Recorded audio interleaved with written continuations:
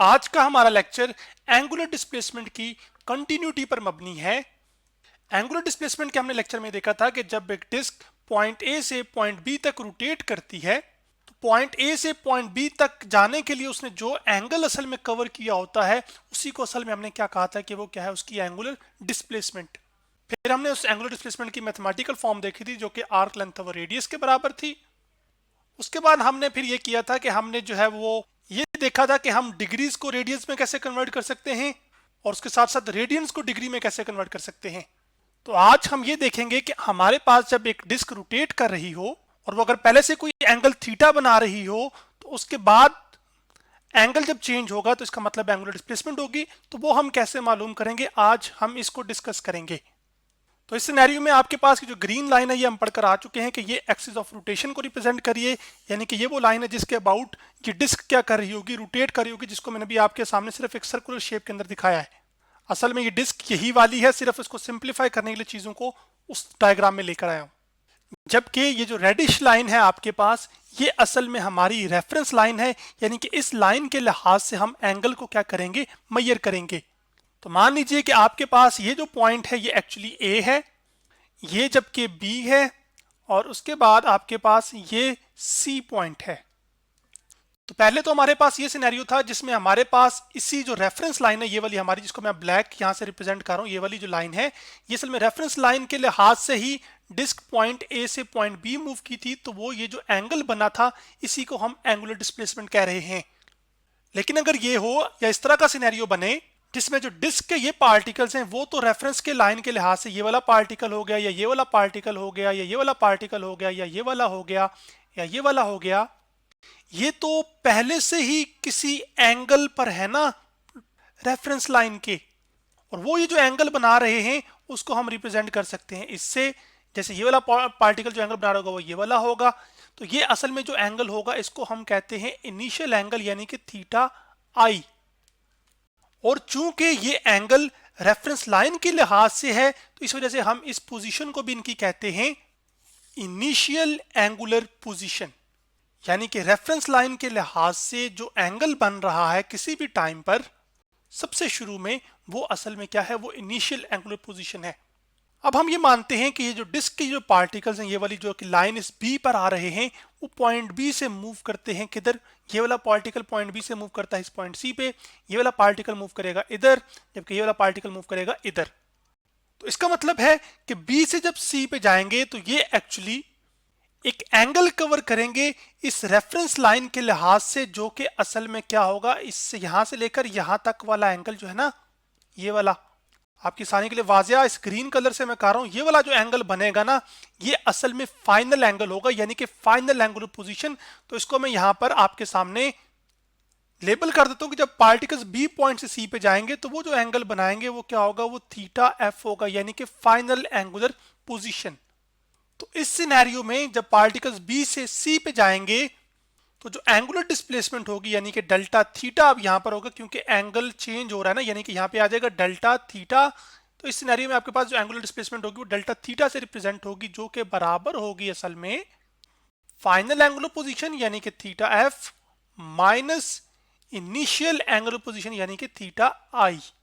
तो पिक्टोरियली आपके पास ये जो डेल्टा थीटा होगा वो असल में ये वाला जो एंगल होगा ना, ये वाला, ये असल में क्या होगा, ये डेल्टा थीटा होगा, जिसको मैं यहां पर रेड कलर से ही लिख रहा हूं।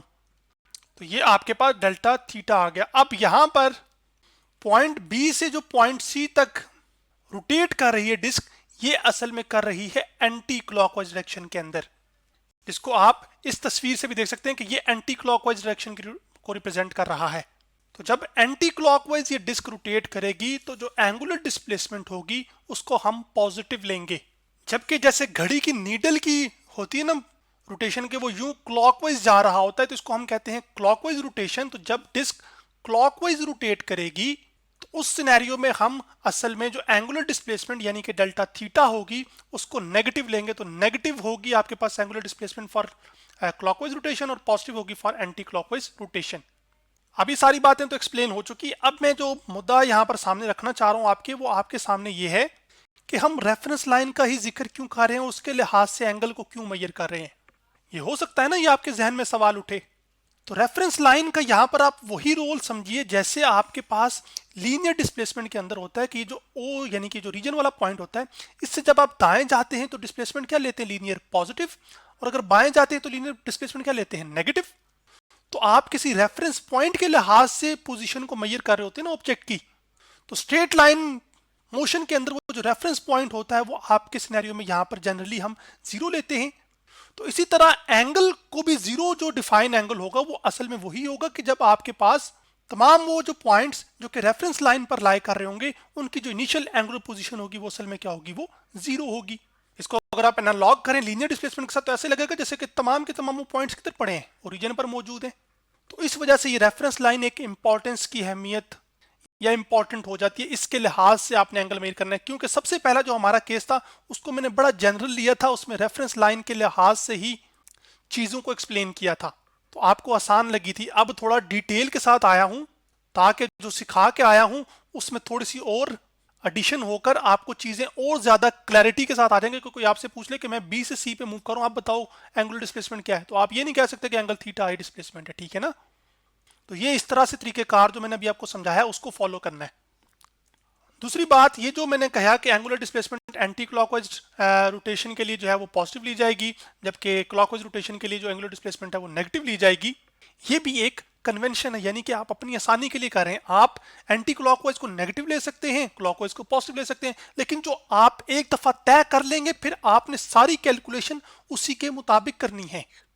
चलें अब आगे बढ़ते हैं और ये देखते हैं कि हम एंगुलर डिस्प्लेसमेंट की डायरेक्शन कैसे निकालेंगे। अब डायरेक्शन का जिक्र तो तभी आता है ना जब कोई क्वांटिटी वेक्टर हो। तो फिर ये जो एंगुलर डिस्प्लेसमेंट है आपके पास, ये एक्चुअली एक वेक्टर क्वांटिटी है, यानी कि इसका कुछ ना कुछ एक मैग्नीट्यूड होगा और एक डायरेक्शन होगी।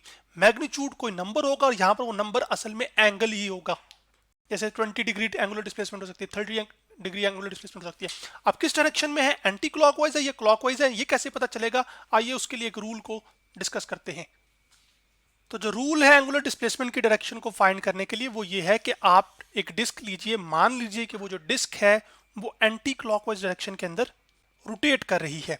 अब वो डिस्क अगर एंटी क्लॉकवाइज डायरेक्शन के अंदर रोटेट कर रही है तो आपने क्या करना है कि अपने दाएं हाथ को उस तरफ घुमाना है जिस तरफ ये डिस्क क्या कर रही होगी, रोटेट कर रही होगी। जैसे कि उसने दाएं हाथ का, यहाँ से मुराद यहाँ पे दाएं हाथ की जो उंगलियां हैं, आप अगर अपना हाथ यूं रखेंगे तो पहले चार उंगलियां किस तरफ पॉइंट करेंगी, इस तरफ। फिर जिस तरफ रोटेशन हो रही है आपने अपनी उंगलियों को उसी तरफ घुमाना है। तो जिस तरफ ये थंब पॉइंट करेगा ना, यही असल में डायरेक्शन होगी एंगुलर डिस्प्लेसमेंट की। तो एंटी क्लॉकवाइज जब रोटेशन हो रही होती है तो उसमें एंगुलर डिस्प्लेसमेंट पॉजिटिव ली जाएगी, जबकि जब ये क्लॉकवाइज रोटेट कर रही होगी तो ये जो आपका थंब है ये एक्चुअली डाउन पॉइंट करेगा, जिसका से हम एंगुलर डिस्प्लेसमेंट को क्या लेंगे, नेगेटिव। तो आज हमने एंगुलर डिस्प्लेसमेंट के बारे में डिस्कस किया।